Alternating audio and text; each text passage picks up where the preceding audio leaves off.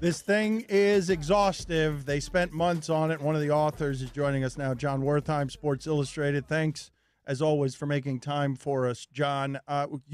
Before we get into the details of the piece, can you sort of tell people the reporting that went into it, how many people were spoken to, so they understand that this is a thorough examination?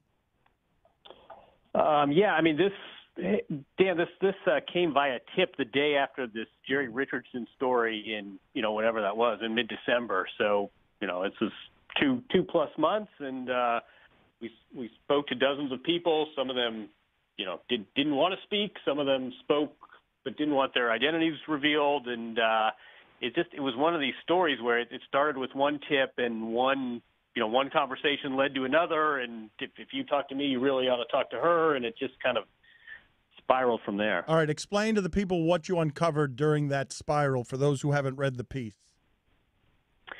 Yeah, the piece is about a culture within a sports organization that in numerous ways was hostile and unfriendly to women. This ranged from the CEO of the Mavericks, who had a reputation for serial harassment that by our account seemed well-founded, to an employee who had multiple domestic violence instances against women. One of them was a team employee and still, and at least until yesterday, was still employed by the team. I mean, I think that the broader takeaways are, I thought we talked to more than 6 women who basically said, the heck with this, and left, not just the Mavericks, left the sports industry because of this environment. And I think that's something I would want to stress. I mean, the other thing is just, we're obviously the question of Mark Cuban and this hands-on owner. And to be clear, he was not accused of anything personally, but the question of sort of Mark Cuban, the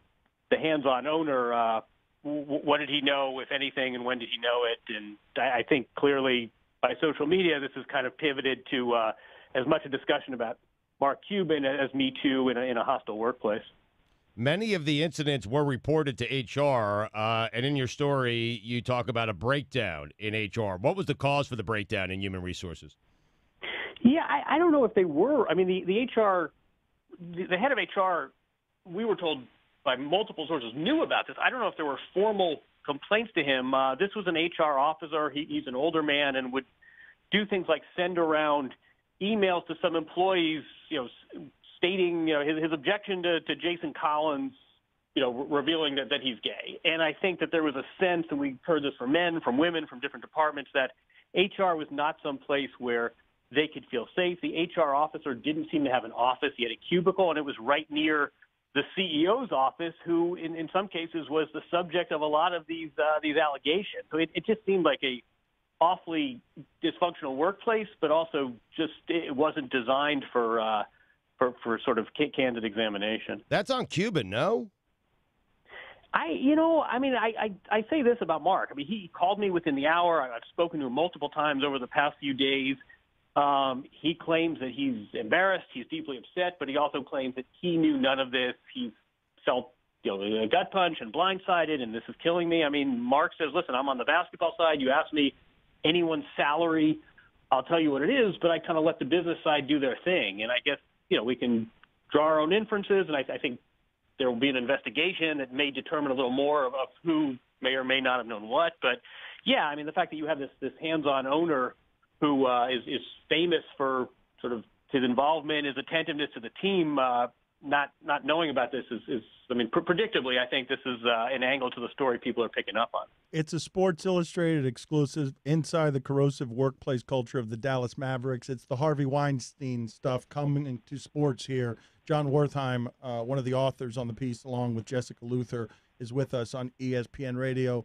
I'm familiar, John, with how the journalism on some of this stuff works. It's hard to get it lawyered, vetted. So I'm assuming, perhaps erroneously, that you guys had a lot worse stories that you couldn't quite get to print because these things are hard to get to print. So is that assumption correct? And then my follow-up question would be, how bad was it really there? You've reported one thing, but how bad was it really based on what you think you know, but you couldn't quite prove enough to put in print? You're talking to me like a seasoned journalist. I think that's a valid question, and if you've done these stories, you know that there are different thresholds for for sort of evidence, and an allegation requires certain things before it makes it into print. I think, I can speak to your assumption that we certainly heard stories that did not make it. How bad was it, John? How bad was it really? How bad was it really? Well, I mean, there were anecdotes that we were not able to include for whatever reason, but I mean, we're talking about a guy who, as of yesterday, was employed, who not only had a domestic violence plea that prevented him from going to Canada, so he couldn't go to Raptors games, which implies the team ought to have known. And then subsequent to that, he not only had another domestic violence incident, but it was with an employee, and he, as of yesterday, was still employed by the team. I mean, I don't know how much worse it could get than that. I mean, if your job is not just to do the right thing, but to protect employees, when you have a guy on the payroll who has multiple domestic violence instances, including one against a coworker, and he doesn't get fired, I don't know how much bad it can get beyond that. How, Stugotz, imagine this here, right? One of the things in the piece, again, it's exhaustive. Jon Wertheim, Jessica Luther, Sports Illustrated exclusive about the Mavericks workplace.